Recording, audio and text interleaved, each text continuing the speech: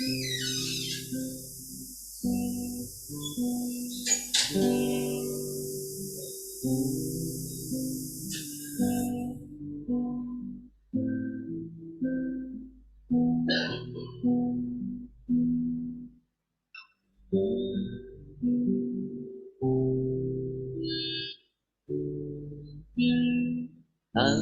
demi hari rasakan kasih-Mu selalu baru di dalam hidupku. Tiada alasan untuk tak memuji-Mu. Pekerjaan-Mu nyata dalam hidupku. Hari demi hari ku rasakan kasih-Mu selalu baru di dalam hidupku. Tiada alasan untuk tak memuji-Mu, sebab pekerjaan-Mu nyata dalam hidupku. Ku mau memuji-Mu, Allah yang kudus. Ku mau menyembah-Mu dengan segenap hati. Ku angkat tangan bersyukur buat pekerjaan-Mu. Engkau Allah yang berkuasa, Allah yang berdaulat penuh. Engkau Allah yang memerintah. Engkau Tuhan Allah yang maha kuasa.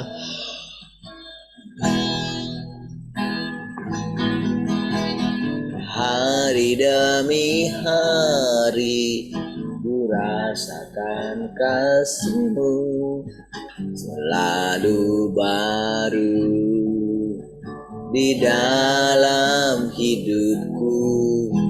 Tiada alasan untuk tak memuji-Mu, sebab pekerjaan-Mu nyata dalam hidupku.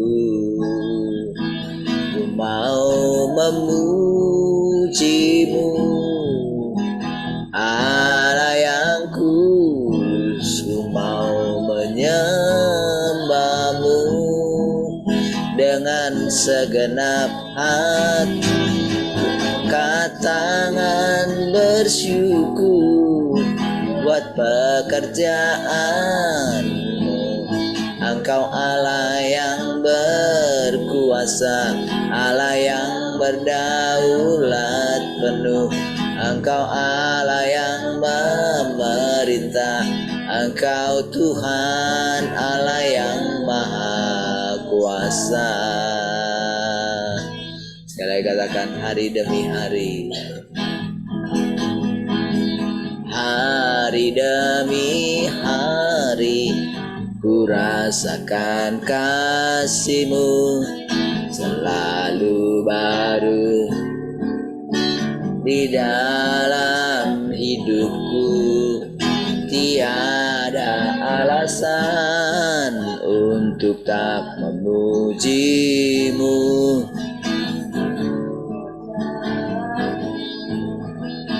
dalam hidupku. Ku mau memuji-Mu, Allah yang kudus. Ku mau menyembah-Mu dengan segenap hati. Ku angkat tangan bersyukur buat pekerjaan-Mu. Engkau Allah yang berkuasa, Allah yang berdaulat penuh. Engkau Allah yang memerintah, Engkau Tuhan Allah yang maha kuasa. Ku mau memujimu, ku mau memujimu, Allah yang ku mau menyembahmu dengan segenap hatiku, bersyukur buat pekerjaanmu. Engkau Allah yang berkuasa, Allah yang berdaulat, Engkau Allah yang memerintah, Engkau Tuhan Allah yang maha kuasa. Engkau Allah yang berkuasa, Allah yang berdaulat penuh, Engkau Allah yang memerintah, Engkau Tuhan Allah yang maha kuasa. Engkau Tuhan Allah yang maha kuasa. Engkau Tuhan Allah yang maha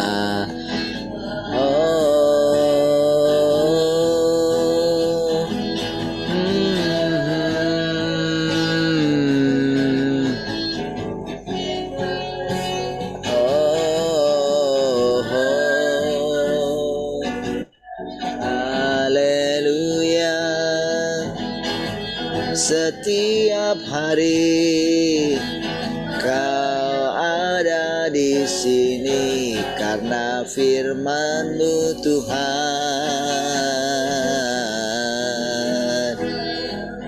Engkau hadir di sini karena kami bersekutu dengan firman-Mu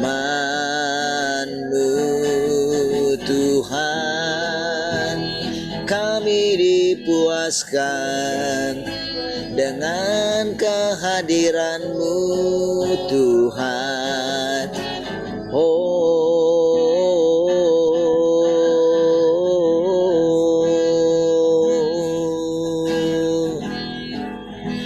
Di hadirat-Mu aku puas, di hadirat-Mu aku bebas, di hadirat-Mu ada terang kehidupanku, pernyataan kuasa kekuatan-Mu. Di hadirat-Mu ku datang, persembahkan lagu di hadapan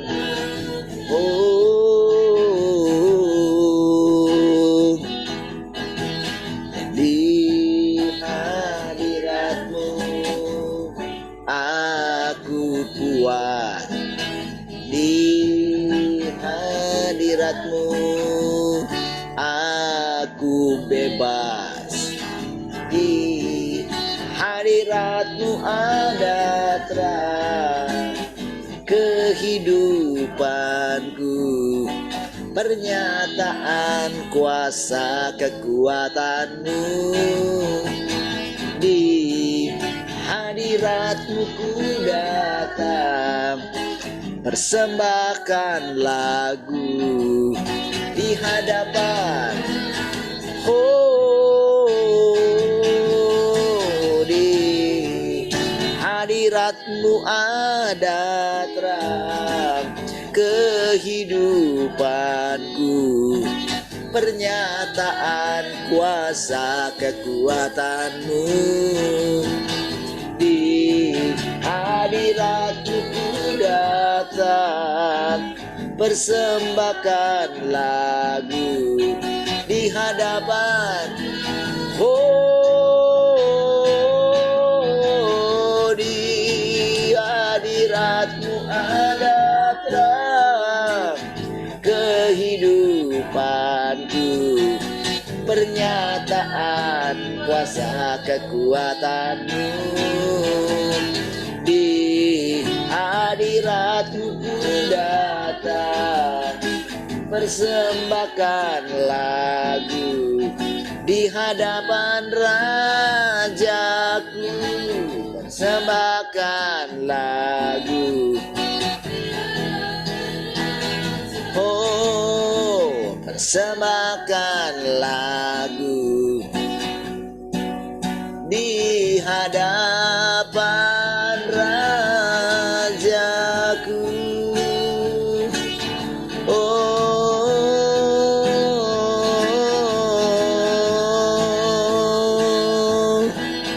haleluya.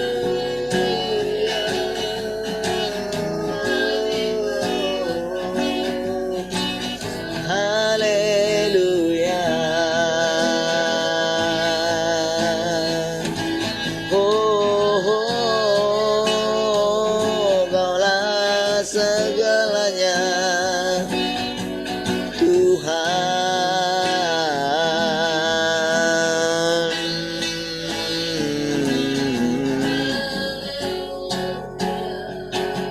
Sungguh Kaulah segalanya.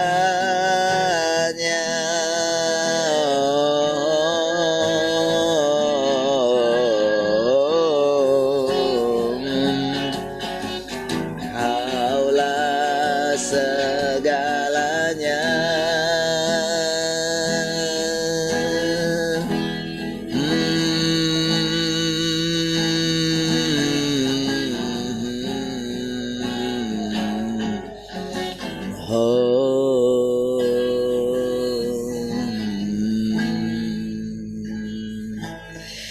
Haleluya, terima kasih Tuhan. Kami bersyukur pagi hari ini. Pujilah Engkau Tuhan. Oh, kami boleh memandang wajah-Mu kembali pagi hari ini Tuhan. Karena Engkau hadir, karena kami bersekutu dengan firman-Mu Tuhan. Terima kasih Tuhan. Kami bersyukur buat setiap firman Tuhan yang boleh kami persekutukan ya Tuhan. Ini adalah kehidupan kami Tuhan. Terima kasih Tuhan, kami bersyukur. Kami mau makan dan minum firman-Mu ya Tuhan. Terpujilah Engkau Tuhan. Kami teduhkan hati kami sepenuhnya. Haleluya. Mari kita yang mengasihi Tuhan sama-sama katakan. Amin. Baik, puji Tuhan. Shalom semua, selamat pagi.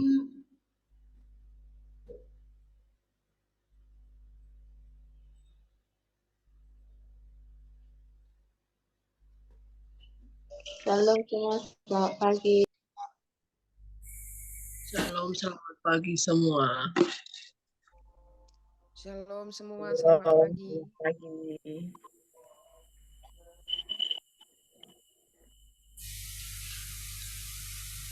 Baik, puji Tuhan. Ada yang mau sharing pagi ini? Ada yang mau cerita?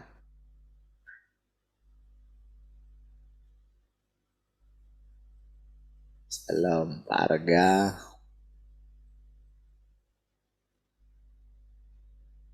Ada yang mau sharing? 1, 2, 3.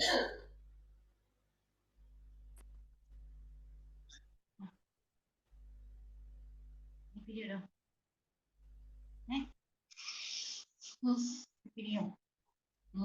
Video di.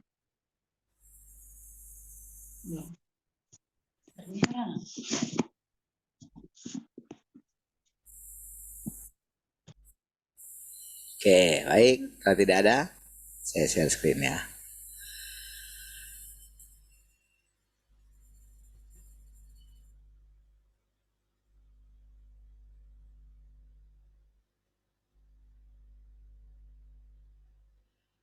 Oke. selama manusia mencari kebenaran dan melakukan kebenaran, Tuhan tidak akan mengingat-ingat apa yang telah dilakukannya. Selain itu, atas dasar penerapan kebenaran manusia itulah Tuhan membenarkan dia. Inilah keadilan Tuhan.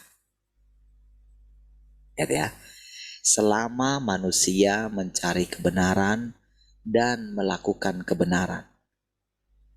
Itulah sebetulnya arti dari selalu baru gitu. Ya, hidup yang selalu baru. Karena mencari kebenaran.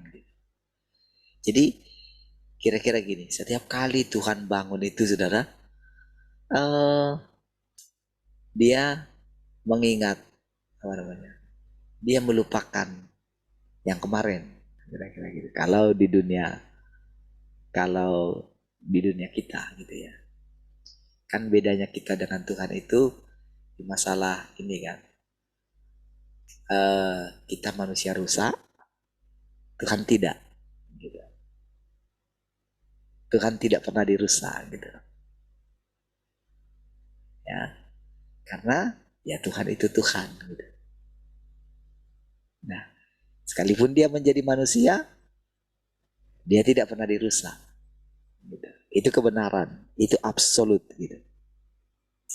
Nah, namun walaupun demikian, dia itu menanggung segala kelemahan kita atau mengalami. Walaupun tidak semua ya, tidak harus perlu detail semua gitu segala kerusakan. Ya. Namun manusia-manusia berikutnya yang dipilih dia, mengalami kegagalan itu gitu. Namun dikatakan Tuhan kan bersekutu dengan kita gitu, menyatu dengan kita. Ya. Nah, orang-orang yang dipilihnya bukan orang-orang yang yang sempurna menurut dunia ini. Ya, mereka diberikan kehendak bebas gitu. Sama seperti kita ya. Ketika Tuhan pilih kita kan sebelum kita tahu berbuat kebenaran. Kan dia pilih kita, bahkan dikatakan sebelum dunia ini dijadikan, Tuhan sudah menetapkan orang-orang ini. Oke? Nah, jadi saudara, Tuhan tidak terpengaruh dengan dosa manusia. Tidak terpengaruh, saudara. Ya, walaupun dia murka gitu kan, itu kan memang ya harus yang menceritakan itu kan Musa gitu. Namun kan murkanya Tuhan tidak seperti yang kita pikirkan. Dari firman-firman yang kita dengarkan inilah kita mengetahui apa sebenarnya yang terjadi dalam diri Allah. Ya. Nah, saudara, jadi ketika kita itu mulai berpikiran baru, gitu ya. Inilah yang membuat pada akhirnya kita juga akan mengalami kehidupan yang baru. Gitu. Oke, dengerin baik-baik setiap perkataan ini, saudara. Karena di balik setiap perkataan inilah Tuhan nyata. Gitu ya. Karena kan firman-Nya bilang, di mana 2-3 orang bersekutu di dalam namaku. Ketika mereka mempersekutukan firman-Ku, maka aku pasti ada di sana. Gitu. Itu keyakinan kita ya. Nah, jadi kalau dikatakan pada mulanya adalah firman, firman itu bersama-sama dengan Allah. Ketika kita mulai mempersekutukan atau membicarakan tentang firman, itulah sebetulnya kehadiran Tuhan yang nyata. Jadi jangan dibalik lagi, saudara. Jangan dibalik, kita mesti merasakan sesuatu dulu. Kita kayak gimana gitu, kayak damai, kayak apa gitu, kayak hati kita berkobar-kobar, kayak kita menerima urapan. api gitu kan. Jangan lagi berpikiran seperti itu, baru menganggap Tuhan itu nyata. Makanya kan itu yang diusahakan orang. Nah, tapi dengan mempersekutukan firman, hati kita itu tenang, dan lihatlah hasil daripada bukti daripada kehadiran Tuhan itu dalam kehidupan kita setiap hari. Gitu ya. Lihatlah buktinya gitu. Tapi tidak tergantung juga dengan bukti itu gitu. Ya. Karena justru dia mau membuat benar-benar kehidupan manusia itu normal sekali gitu. Sampai kayak Tuhan itu tidak terlibat gitu. Tapi Tuhan itu nyata gitu. Jadi indah sekali saudara ketika kita itu merenungkan firman. Baru dari satu kalimat tadi saudara. Satu kalimat ini membawa kita kepada suatu keadaan di mana benar-benar kita itu tak ada yang menuduh kita gitu. Jadi sebetulnya kita tertuduh karena jadi kita dihajar itu oleh firman gitu.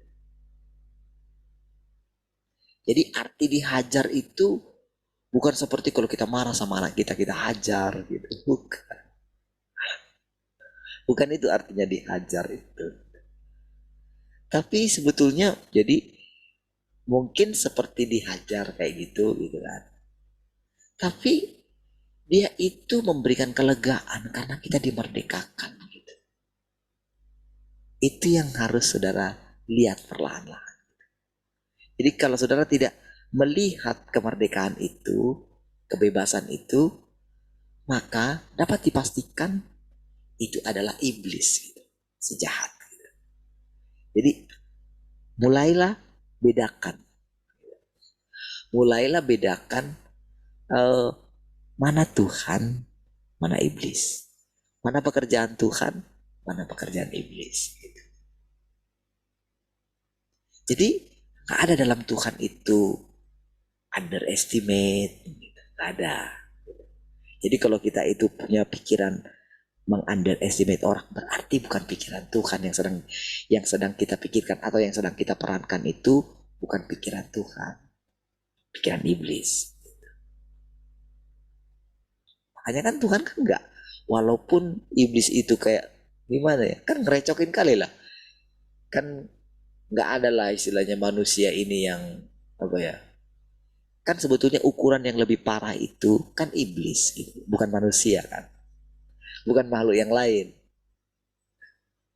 Kalau dikatakan iblis adalah bapakmu, berarti bapaknya itu yang paling inilah, yang paling jelek lah, yang paling jahat lah, kan itu kan sebetulnya, yang paling pemberontak lah gitu. Karena itu standarnya iblis tadi, ukuran kerusakan. Jadi ukuran kerusakan yang paling parah itu iblis, makanya dia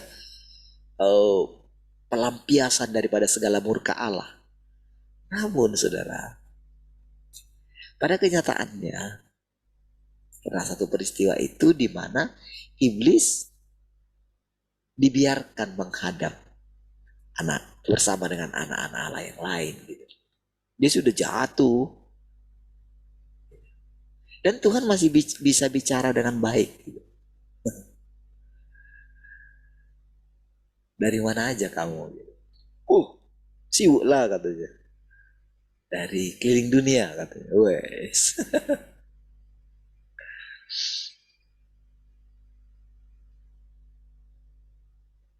Oh kalau gitu, apa kamu perhatikan hambaku Ayub gitu. Nah kamu kan keliling dunia katanya. Tidak ada orang seperti itu katanya di seluruh dunia ini. Nah perkataan itu di satu sisi saudara kan Tuhan kan tidak pernah berdusta. Tapi Tuhan itu merendah gitu. Jadi Dia begini, hanya satu daripada ciptaanku itu yang menjadi milikku. Gitu. Oke, semua yang lain oke lah sudah rusak karena kamu gitu. Tapi ada satu loh gitu kata dia. Jadi apa ya? Itu kan langsung sifat irinya iblis itu langsung muncul gitu. Walaupun cuma satu itu loh yang jadi ini dia. Karena kan Tuhan bilang tidak ada loh orang seperti dia katanya gitu.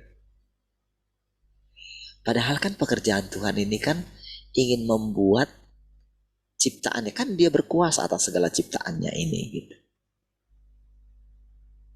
Tapi kan iblis itu tidak pernah menyisakan sedikit pun untuk Tuhan. Jadi sangat rakus dia. Semua ingin dimakan dia gitu. Jadi setiap kali ada muncul, ada lahir bayi atau apa gitu, dia sudah rusak gitu. Kalau misalnya ada tanda-tanda di mana dia akan mengenal Tuhan, akan ingat Tuhan, wah dia babat habis sama dia gitu. Itulah dia gitu. Sampai hari ini dia tidak berubah. Ya. Jadi dengan merenungkan kebenaran ini saudara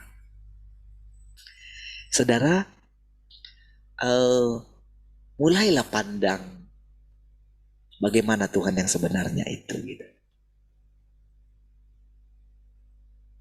Jadi kalau diperhadapkan kepada kita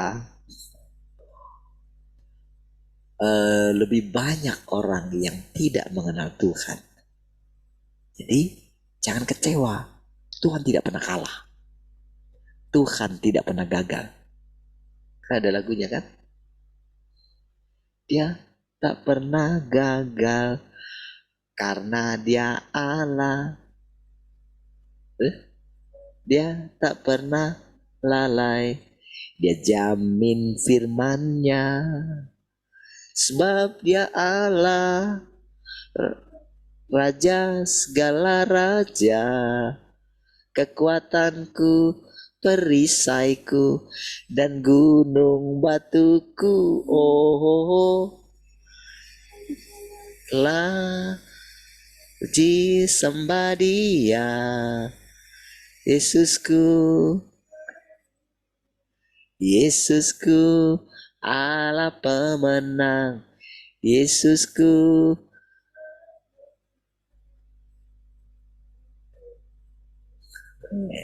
Lihat, dia tidak pernah gagal, saudara. Dia tidak pernah lalai gitu. Dia jamin firman-Nya. Jadi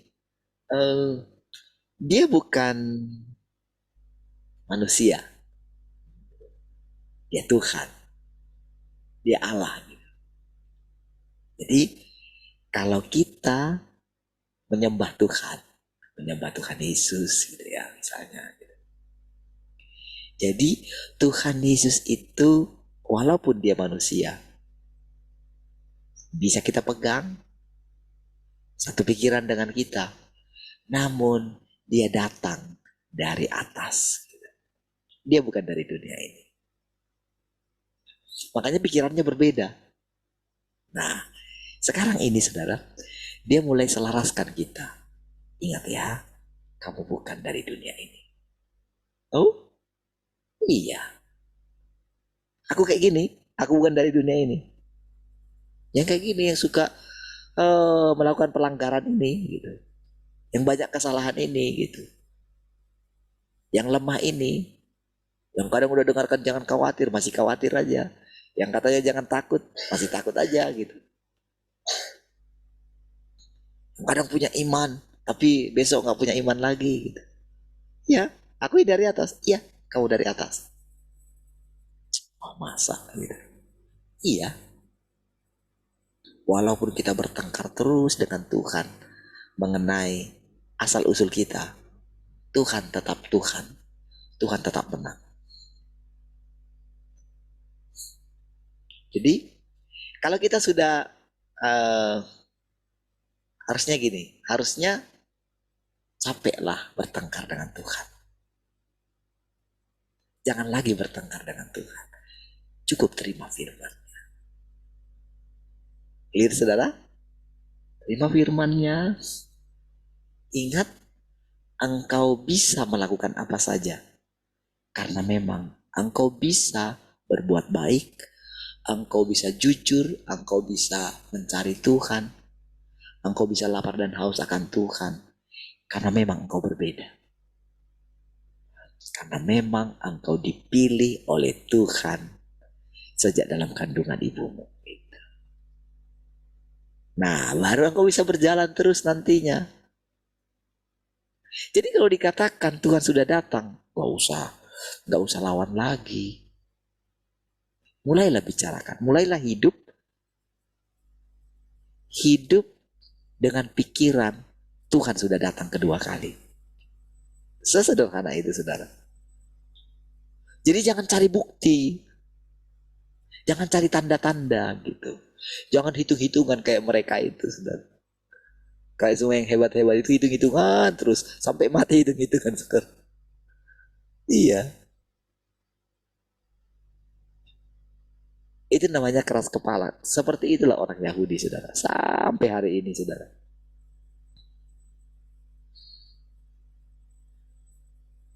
Sampai hari ini. Gak mudeng-mudeng, saudara. Lah, sadar-sadar gitu.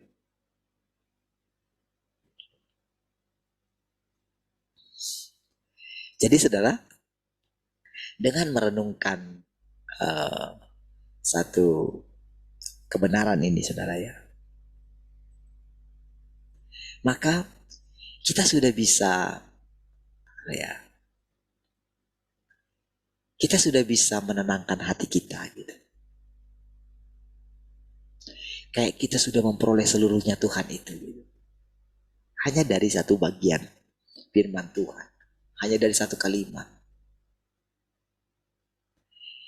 Dia semangati lagi kita, saudara.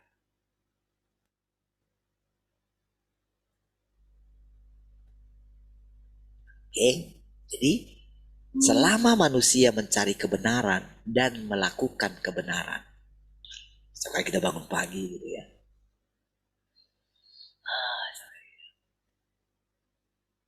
gitu ya. Kita sulit istirahat gitu ya. Kalau istri saya batuk terus gitu ya, kayaknya sulit sekali gitu tidur gitu ya. Tapi waktu kalau sudah bangun gitu pasti semangat. Selamat, jangan ini, udah lewat kurang begini, udah kurang 10 gitu ya, ntar gitu. Lepas udah bangun. Karena apa? Jadi seluruh apapun kelemahan kita langsung lupa gitu. Karena apa? Karena kita akan berjumpa dengan Tuhan pagi ini gitu. Ya. Nah, kan kita berjumpa dengan Tuhan kan kita ini saja gitu.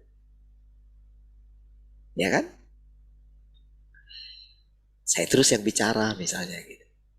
Ketika saya bicara, ya kadang-kadang kalau saudara ikuti rekamannya, ya biasa aja gitu.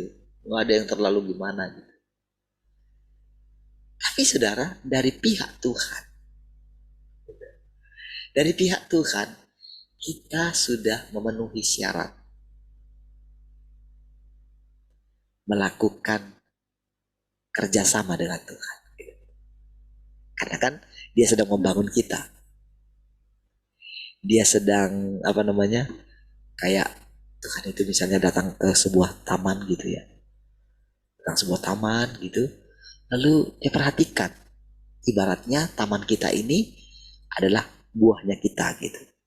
Kan pada waktu Tuhan itu datang ke taman yang diberikan kepada Adam itu kan, ibaratnya kan taman Eden itu kan, itu adalah dirinya Adam gitu, yang bisa dia lihat gitu. Jadi waktu Tuhan datang itu setiap pagi, wow, Tadinya ini kok keren ya, gitu. Hebat ya, ada ini ya, lihat gitu ya. Apa kerjaanmu tadi kata? Ini dikasih tahu kerjaan dia gitu. Keren. Jadi setiap kali Tuhan datang itu dia lihat apa yang dikerjakan manusia itu gitu. Dia rawat, gitu ya, dia bersihin gitu ya.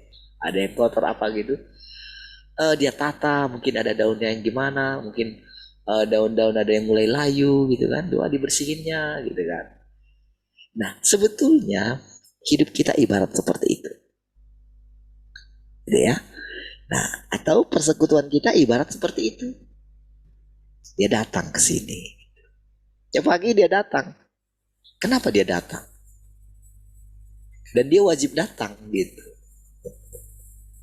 Karena apa? Karena kita itu mempersekutukan firman-Nya. Dia datang. Dia menampakkan diri bagi kita. Ini firman, jangan cari buktinya. Nah orang-orang di luar sana, di mana buktinya gini, bla bla. Aku terus kayak gini, hidupku terus kayak gini, malah kayak gini. Slow saja. Bukan jadi bertambah lebih baik. Nah, kadang-kadang kan kayak gitu kan. Justru kayak gini. Seringnya kita seperti itu sudah. Nah, tapi dari pihak Tuhan, dia itu tetap tenang. Karena dia Tuhan. Dia nggak bisa nggak tenang gitu.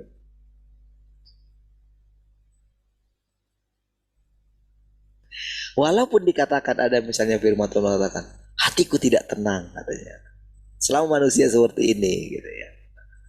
Nah, ketenangan yang dimaksud bukan seperti ketenangan yang kita pikirkan. Makanya kalau dikatakan di sini saudara, selama manusia mencari kebenaran dan melakukan kebenaran, Tuhan tidak tidak akan mengingat-ingat apa yang telah dilakukannya.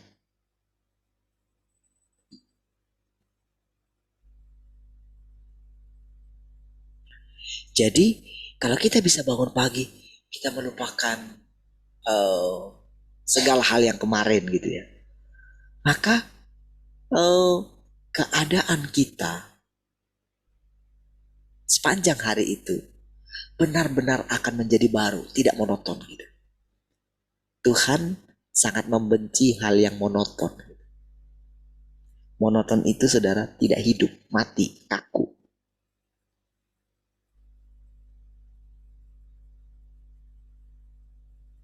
Ya.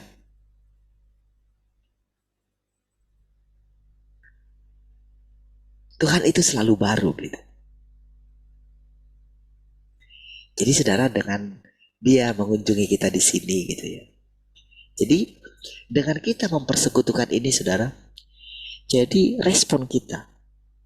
Jadi yang barusan saudara, respon yang kita buat tentang firman-Nya gitu ya. Itu benar-benar saudara seperti Tuhan memandangi taman-Nya gitu. Jadi Tuhan itu sangat concern dengan kehidupan. Karena memang Tuhan itu kehidupan. Tuhan itu adalah kebahagiaan. Tuhan itu adalah sukacita. Tuhan itu adalah kemurnian. Makanya dikatakan surga itu katanya jalannya itu terbuat dari emas murni.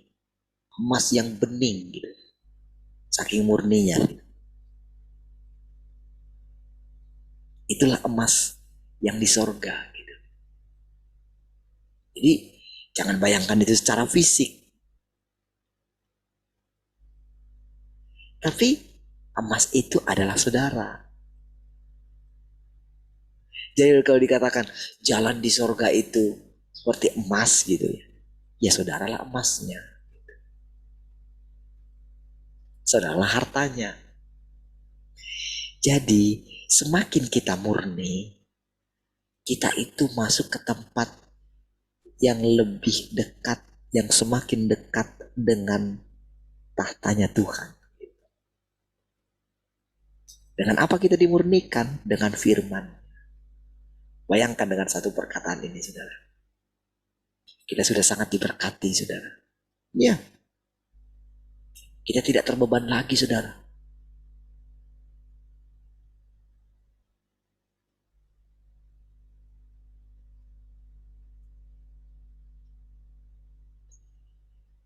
Kita tidak terbeban harus mencari kebenaran. Tidak. Tapi kita benar-benar sudah menghidupi mencari kebenaran. Gitu.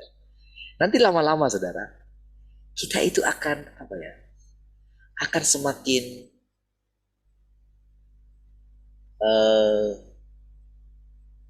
lama-lama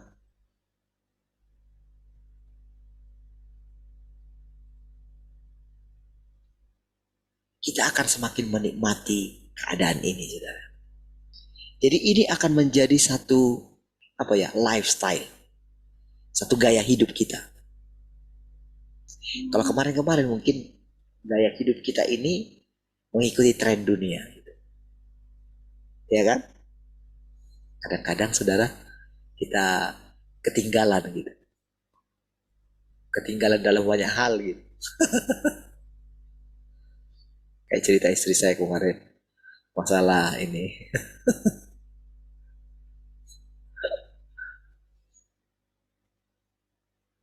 Dulu mungkin itu juga ya. Apalah kakak ini, katanya. Ketinggalan zaman sekali masalah ini, saudara, masalah perawatan-perawatan gitu kan. Masalah kinclong gitu. Manusia ini kan ikut tren gitu. Orang tinggal di dunia kan ikut tren gitu. Misalnya kalau yang perempuan itu kan lipstiknya apa gitu. Kalau dulu taunya merah aja gitu.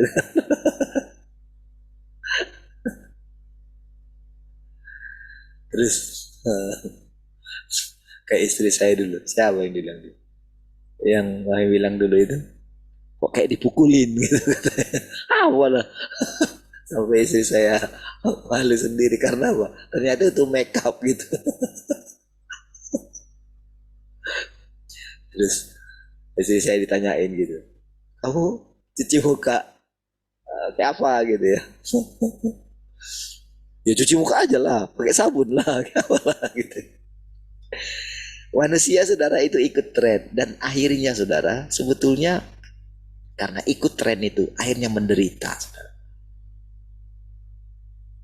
Nah, itu kan tren dunia. Nah, tapi dengan sendirinya ketika kita itu mulai mengikuti Tuhan ya, tanpa sadar nanti kita, saudara, ketika kita itu terus mendengarkan firman, kita terus sedikit demi sedikit gitu, kita bangun pagi, ya nggak peduli gitu. Pokoknya ketika dikatakan firman ini, Tuhan tidak mengingat segala kesalahan yang dilakukannya gitu. Jadi lama kelamaan, saudara, Tuhan itu karena ketekunan kita berani menerapkan firman ini. Oh, bukan berarti jadi serampangan ya, bukan. Bukan jadi hidup kita itu tidak hati-hati ya, bukan gitu. Tapi kebenaran ini memerdekakan kita gitu. Jadi setiap pagi kita itu bangun itu, kita membayangkan Tuhan itu tersenyum, Tuhan itu kayak merindukan kita gitu ya. Saya ketika tadi mandi pagi gitu ya, itu saya ingat dulu kita gitu ya. Saya ingat pertama-tama gitu ya, ketika kita benar-benar mau bersekutu itu ya. Wah, kalau nggak mandi rasanya itu kayak berdosa gitu. Karena mau ketemu dengan Tuhan gitu. Saya ingat dulu kayak gitu. Jadi, tapi belakangan kayak mulai di ini kan, tapi kan nggak harus begitu. Tuhan itu kan nggak kayak gini. Tuhan itu kan nggak manusia gitu ya. Tapi saya ingat kembali, tapi harus kayak gitu kan Tuhan gitu. Nah, saudara, dari itu saja saudara saya apa ya?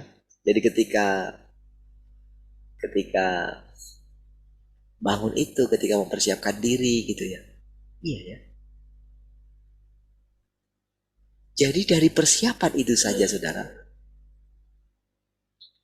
Dari persiapan setiap hari itu saja saudara. Kita mengawali hidup kita. Kita mengingat segala apa yang diberikan Tuhan tentang kita. Gitu ya. Itu adalah satu apa ya? Satu keadaan yang lama-kelamaan saudara. Keadaan kita itu akan seperti yang difirmankan dia. Bahkan kadang-kadang ya memang gak terpikirkan gitu. Karena kan Tuhan itu dikatakan itu memang tidak terprediksi. Bukan karena Tuhan itu membuat dirinya itu selalu berubah-ubah, tidak gitu. Karena memang Tuhan itu hidup, fleksibel gitu. Hidup itu ya hidup, tidak mati. Kenapa dikatakan manusia menyembah berhala? Karena berhala itu mati. Jadi kalau orang terus hanya menyembah, hanya sekedar tiap hari panggil nama Yesus, kosong kan sebetulnya. Ketika mereka punya masalah gitu, mereka panggil Yesus, mereka ingat Yesus, mereka nggak melihat Yesus. Akhirnya apa saudara? Ya udahlah, jalani aja kehidupan ini. Mati ya, who knows lah. Banyak sekali orang hampa saudara. Iya, siapapun dia.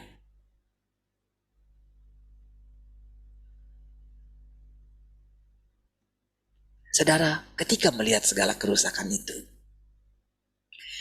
saudara, ketika Tuhan katakan tadi, apakah engkau lihat hambaku Ayub?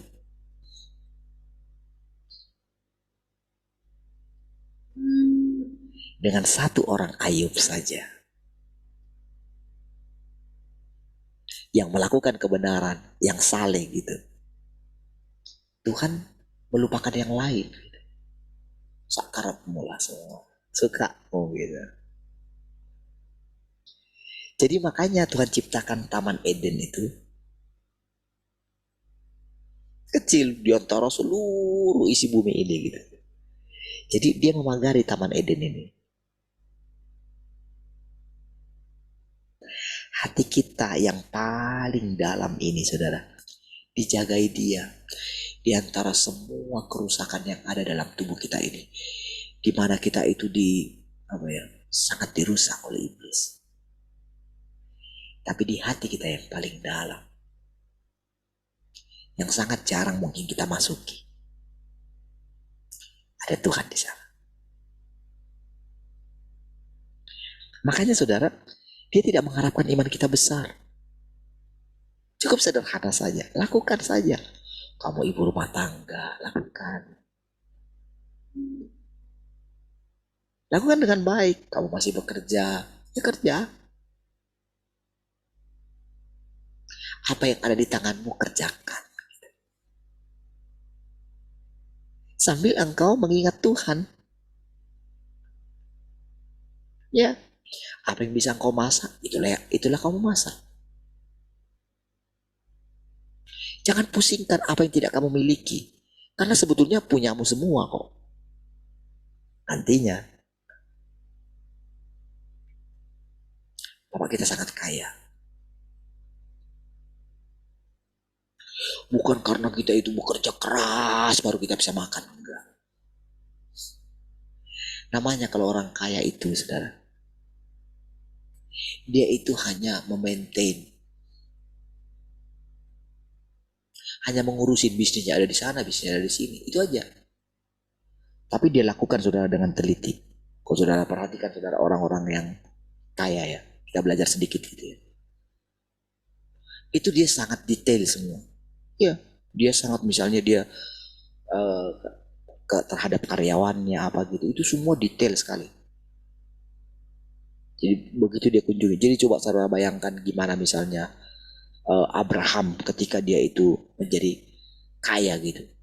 Atau Ishak menjadi sangat kaya, kian lama kian kaya, menjadi sangat kaya. Itu karena dia bisa maintain semua.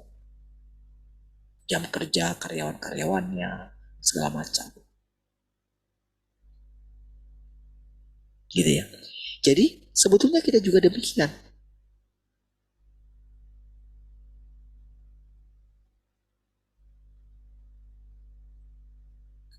Disuruh kita mengembangkan, mengurusin perusahaan bapak kita. Jadi lakukan saja apa yang bisa kamu lakukan dalam hidupmu. Hidupmu itu adalah tamannya Tuhan. Ya, hidupmu itu adalah talenta yang diberikan Tuhan kepadamu. Lakukan saja. Jadi lakukan firman-Nya. Apa yang bisa kamu lakukan? Kamu bisa lakukan dengan berbuat baik.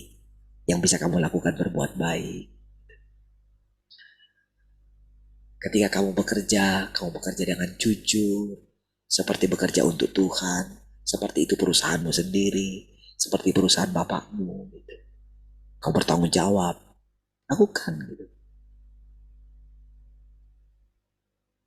Nah, dari hal-hal yang sederhana itu, ketika kita mendengarkan firman Tuhan, kita gak mengeraskan hati kita lagi. Kita belajar menerima.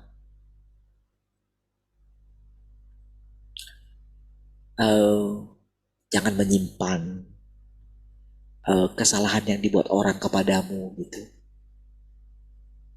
Jangan menyimpan. Orang memang iya menjengkelkan dirimu gitu. Udah, tapi jangan simpan. Besok masih kayak gitu, menjengkelkan lagi. Kalau dibawa ke hadapanmu, jangan hindari. Kalau dibawa nih, gitu kan. Ingat saudara ketika Tuhan itu pengen dia menyendiri kan dengan bapaknya gitu. Karena baru didengar Yohanes itu baru dipenggal kepalanya saudara. Wah rasanya dia mau laporan tuh sama bapaknya. Tapi ketika dia lihat orang banyak saudara. Mengikuti dia, kejar dia. Dia lupakan yang tadi gitu. Ya. Bapaknya ingin, nggak usah kamu pikirin. Aku ada di dalam semuanya. Ingat ya, proses pertumbuhan Yesus itu Tuhan mau jadikan, Bapa mau jadikan jadi pelajaran bagi kita. Makanya setiap tindakan dia menjadi kehidupan, menjadi khotbah kita. Setiap apa yang dilakukan oleh Yesus. Nanti saudara, setiap apa yang kita alami, apa yang kita hidupi, itu akan menjadi khotbah yang akan dikhotbahkan semua orang. Ya, dengan orang melihat hidup kita, dengan saudara melihat hidup saya itu menjadi bahan khotbah saudara. Ya, sama dengan apa yang saudara alami, itu kan menjadi bahan khotbah saya kan. Misalnya kalau saya dengar cerita tentang saudara, kayak tadi misalnya, itu kan karena cerita yang saya dengar gitu. Tadi bilang begini. Oh.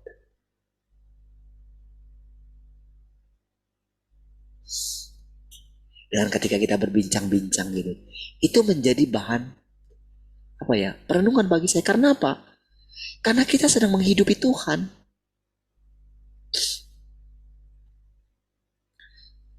Kan ketika dikatakan begini, di surga itu tidak ada perbedaan gender katanya kita.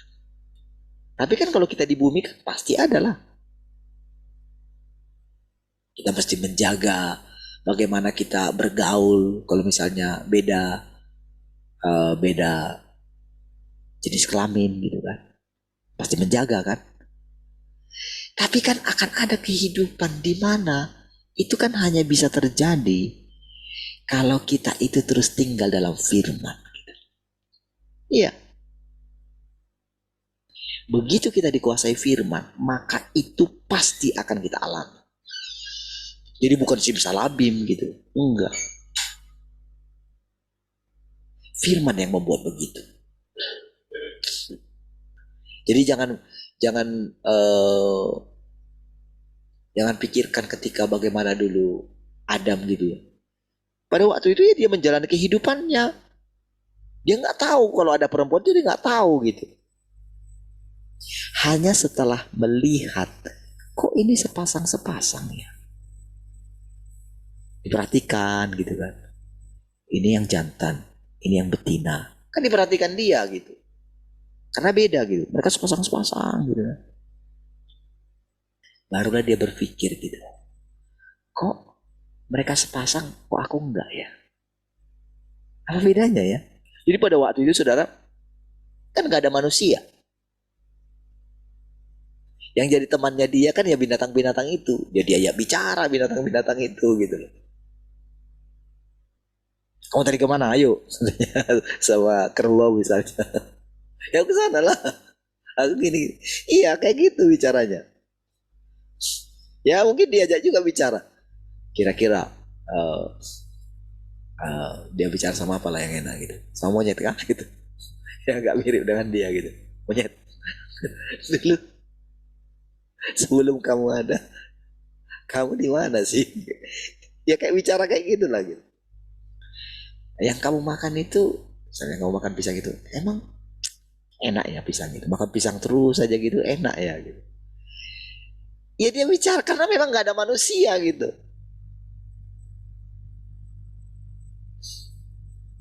Gak ada yang lain. Mesti bilang dia, ini mirip sama kamu ini. Jadi kan dulu sepasang-sepasang lah misalnya gitu kan. Kan ceritanya begitu. Ini siapamu lah ini katanya gitu. Kalian berdua gitu. Ini siapamu lah ini katanya. Ini istriku lah katanya. Oh, dari mana kamu tahu? Apa itu istri katanya gitu. Ya ini pasanganku gitu. Yang diberikan Tuhan sama aku gitu. Ajak lagi teman, ajak lagi yang lain bicara. Dia nggak ada perasaan binatang itu lebih rendah dari dia, nggak ada. Ya binatang itu teman bicaranya dia, sahabatnya dia. Ingatlah Tarzan gitu kan. Teman-temannya dia semua. Jadi ketika pemburu datang, itu teman Tarzan katanya. Itu teman Tarzan katanya. Kayak gitulah saudara.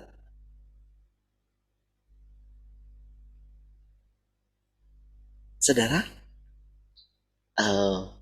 kehidupan ini saudara. Jadi ketika kita mulai sekarang saudara, ketika kita itu mulai diajarin seperti ini ya. Kita itu kayak tanpa sadar kita sedang memasuki kenyataan daripada apa yang dilihat, apa yang ingin dilihat oleh semua nenek moyang kita, semua para orang-orang sebelum kita ini saudara. Jadi ketika kita bicara seperti ini gitu ya, mereka itu semua saudara memperhatikan gitu. Jadi ibaratnya saudara, ibaratnya Tuhan yang gak kelihatan itu sekarang menjadi kelihatan. Oleh karena apa saudara? Oleh karena kita ini adalah buah daripada pekerjaan Tuhan. Oh, dia menyembunyikan diri di dalam kenormalan saudara. Di dalam kenormalan kita ini, di dalam kita ini kan yang biasa ini, sekarang kan semakin biasa gitu. Ya lakukan saja apa yang kau kerjakan, apa yang didapati tanganmu, lakukan saja.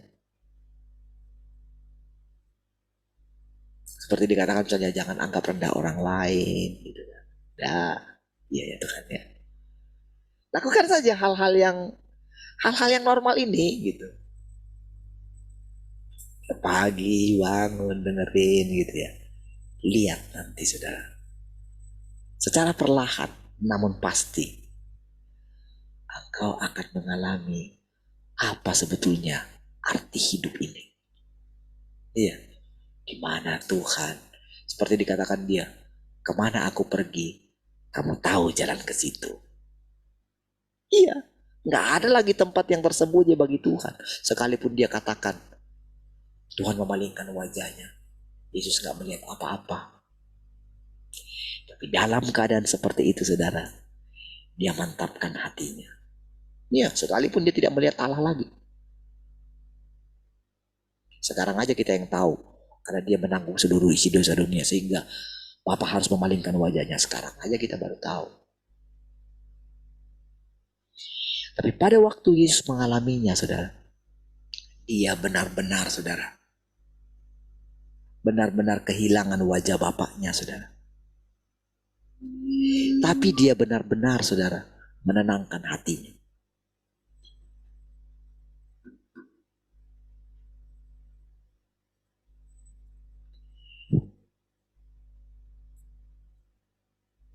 Dia menenangkan hatinya dengan mengatakan, kepadamu kuserahkan nyawaku.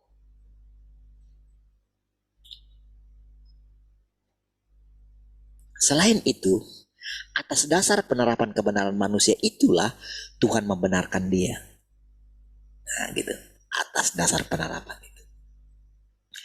Jadi dengan kita ini meningkat setiap hari. Tingkatin dong gitu ya. Kita lawan terus segala kelemahan kita. Walaupun rasanya berat gitu ya. Enggak Tuhan. Aku tahu Engkau adalah kehidupan. Engkau adalah kesegaran Tuhan. Engkau tidak pernah akan membiarkan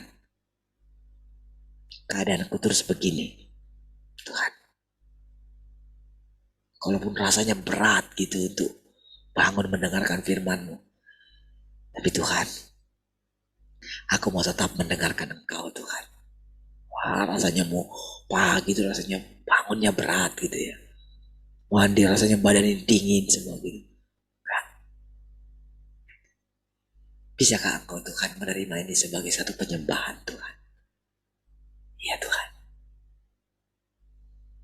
Walaupun rasanya kita itu oleh karena segala kesibukan kita kadang-kadang kita lupa sama Tuhan. Gitu. Tapi tiba-tiba Roh Kudus menyadarkan kita ingat gitu. Wah, enggak nih, enggak betul deh. Ingat lagi Tuhan. Terus setiap hari. Atas dasar itulah katanya, yang dikatakan tadi. Tuhan membenarkan atas dasar penerapan kebenaran manusia itulah Tuhan membenarkan dia. Inilah keadilan Tuhan. Sebelum manusia melihat Tuhan atau mengalami pekerjaannya, terlepas dari bagaimana tindakan manusia terhadap Tuhan, dia tidak mengingatnya. Ini kan sangat memerdekakan kita.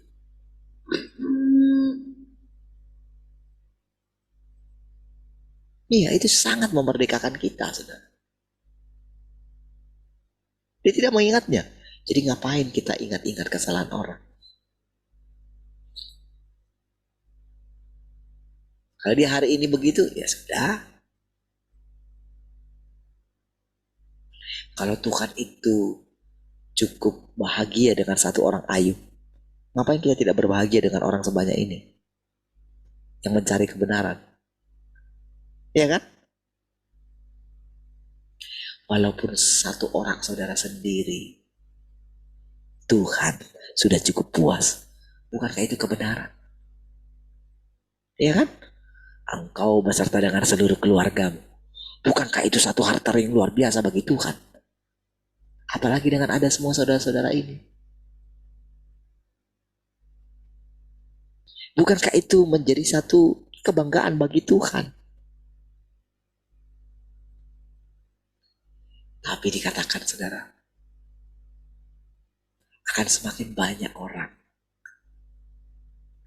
Kerajaannya itu harus penuh katanya. rumahku harus penuh, kata Tuhan. Di rumah Bapakku banyak tempat tinggal. Dan aku pergi ke sana menyediakan tempat itu bagi kamu. Ya. Saudara, semakin kita mengakui kedaulatan Tuhan, maka kedaulatan Tuhan itu akan semakin dinyatakan.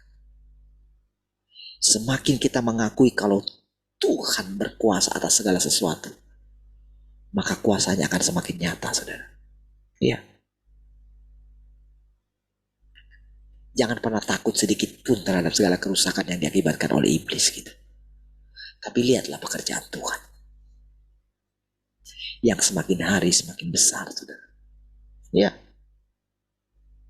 Jangan kalian lihat bukti terus, lihat tanda terus, saudara. Tapi hidupilah Tuhan. Hidupilah keindahan Tuhan.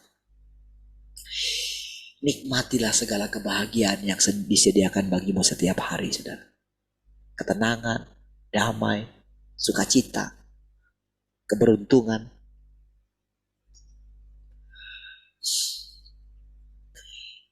Namun begitu manusia telah melihat Tuhan dan mengalami pekerjaannya, semua tindakan dan perbuatan manusia akan dimasukkan oleh Tuhan ke dalam catatan sejarah. Itu yang dikatakan buku sejarah kehidupan. Gitu. Catatan sejarah. Gitu. Saudara, ketika AHY dilantik ya, kan itu saudara, itu beritanya itu kan semua kan terlihat, saudara, di media. Jadi pada waktu itu katanya Muldoko tidak menghadiri, katanya gitu. Karena apa? Dulu saudara, Muldoko itu dipakai gitu untuk mencabik-cabik Partai Demokrat gitu, saudara. Itu ceritanya, itu nyata, itu di media beritanya seperti itu. Jadi walaupun rasanya kita nggak tahu gitu, tapi kalau kita ada di area situ kita akan tahu gitu. Nah, namun dikatakan di situ, saudara, AHY ya tersenyum lah, ya, itu. Secara gestur tubuhnya pun diperhatikan semua, saudara. Gesturnya kayak gini gitu. Lalu ditanya lah gitu, apa sudah lupa masalah yang kemarin? Karena kan masalah yang kemarin itu nyata gitu. Benar-benar yang ingin dihancurkan. Jadi mereka sama-sama tahu semua, saudara. Jadi mereka itu apa ya? Jadi tampilan mereka itu kayak gini, saudara. Orang-orang apa ini? Orang-orang di atas itu ya. Tampilan mereka kayak gitu. Jadi mereka bisa menyembunyikan segala strategi mereka gitu. Kalau misalnya rasanya jadi ada target yang ingin mereka capai gitu. Itulah kelicikan manusia. Jadi ketika ditanya ini ya, ada partai yang lain gitu, pengurus partai di Demokrat itu ketika ditanya, kira-kira gimana? Apakah AHY sudah melupakan Muldoko gitu? Melupakan sekarang? Dikatakan gitu. Tidak. Iya dilupakan. Oh, bukan. Apakah dimaafkan? Katanya gitu. Iya dimaafkan. Tapi tidak dilupakan, katanya. Apa yang pernah dia buat tidak pernah dilupakan, katanya. Oh iya ya. Nah kira-kira kayak gini. Dijadikan catatan sejarah gitu. Gak ada tanda kutip ya.